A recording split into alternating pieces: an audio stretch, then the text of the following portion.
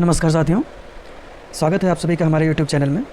तो आज मैं आप लोगों के साथ अपना अनुभव शेयर करूंगा कि कैसे मैंने UGC नेट एग्ज़ाम और UPHSC का असिस्टेंट प्रोफेसर एग्ज़ाम जो रिटर्न हुआ था उसको मैंने कैसे क्वालिफ़ाई किया और मेरा अनुभव क्या रहा, आपको क्या करना चाहिए क्या नहीं करना चाहिए, मेरे अनुभव से ये मैं आपके साथ शेयर करूँगा।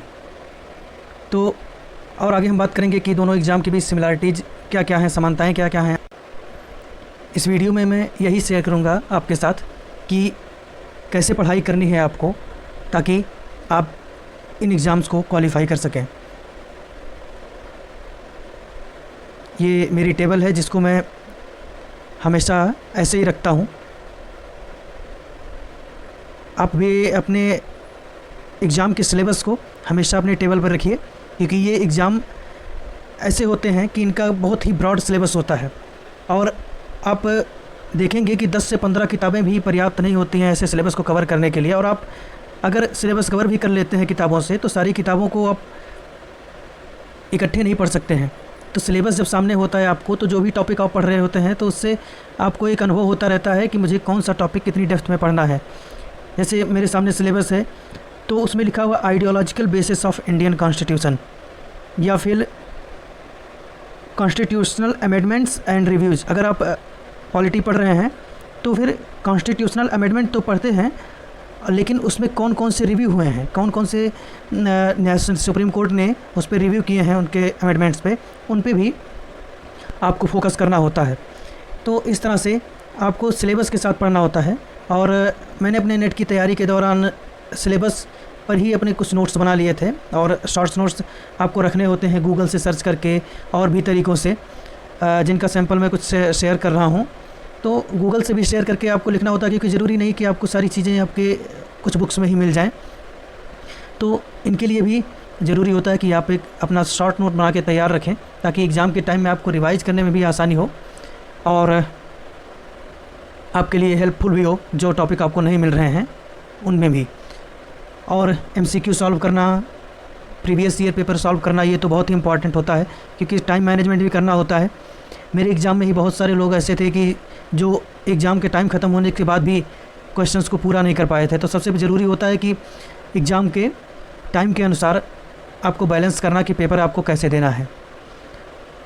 तो आइए देखते हैं हम कि इन दोनों परीक्षाओं में समानताएँ असमानताएँ क्या हैं।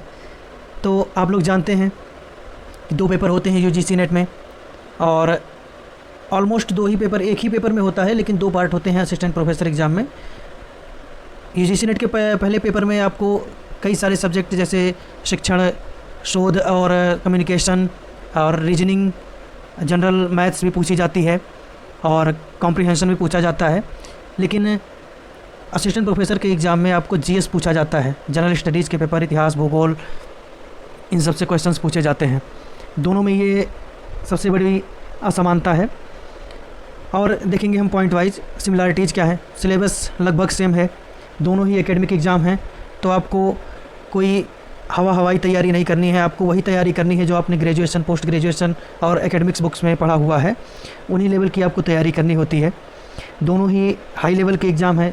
जैसा कि आप मास्टर्स हैं, सभी लोग मास्टर्स होंगे, असिस्टेंट प्रोफेसर के लिए आप नेट क्वालिफाइड होंगे, तो इस लेवल की तैयारी होती है, उसका भी आपको ध्यान रखना होता है। कोई नेगेटिव मार्किंग नहीं है, ये चीज़ इसका प्लस पॉइंट है कि कोई नेगेटिव मार्किंग दोनों एग्ज़ाम में नहीं है, ना तो असिस्टेंट प्रोफेसर एग्ज़ाम में और ना ही UGC नेट के एग्ज़ाम में।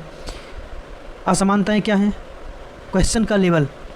आप देखेंगे कि ज़्यादातर क्वेश्चन UGC नेट के एग्ज़ाम में मल्टीपल टाइप के होते हैं, जैसे कथन कारण वाले क्वेश्चन हो गए या मिलान वाले क्वेश्चन हो गए या कई बुक्स के नाम पूछ लेता है, वैसे क्वेश्चन हो गए। लेकिन असिस्टेंट प्रोफेसर एग्ज़ाम में इस तरह के क्वेश्चन नहीं पूछता है। उसमें डायरेक्ट फैक्ट वाले क्वेश्चन पूछे जाते हैं, 1 लाइनर क्वेश्चन पूछे जाते हैं जो कि सीधे फैक्ट बेस्ड होते हैं। तो कई मामलों में ये आसान भी होता है और कई मामलों में ये कठिन भी होता है। क्योंकि फैक्ट आपको आता है या नहीं आता है ये सीधे आपका डिसाइड होता है। लेकिन UGC नेट के एग्ज़ाम में जैसे 4 ऑप्शन होते हैं, अगर 2 भी आपको मिलान में 2 भी आपको आता है तो 2 आप आराम से फाइंड आउट कर सकते हैं कि क्या होगा या क्या नहीं होगा। तो ये असमानता है इसके बीच में। जैसा कि मैंने आपको बताया कि इसके पेपर 1 और GS पार्ट में असमानता है, जो कि एक बहुत बड़ा रोल निभाता है। Mode of examination, online exam होता है यूजीसी नेट का, और असिस्टेंट प्रोफेसर का एग्ज़ामिनेशन ऑफलाइन होता है। तो ये भी बहुत बड़ी है, क्योंकि इसमें आपको OMR सीट भरनी होती है असिस्टेंट प्रोफेसर एग्ज़ाम में, और इसमें ऑनलाइन देना होता है। हालांकि इनका ऑनलाइन सिस्टम NTA का फ़िलहाल तो बहुत ही ख़राब दशा में है।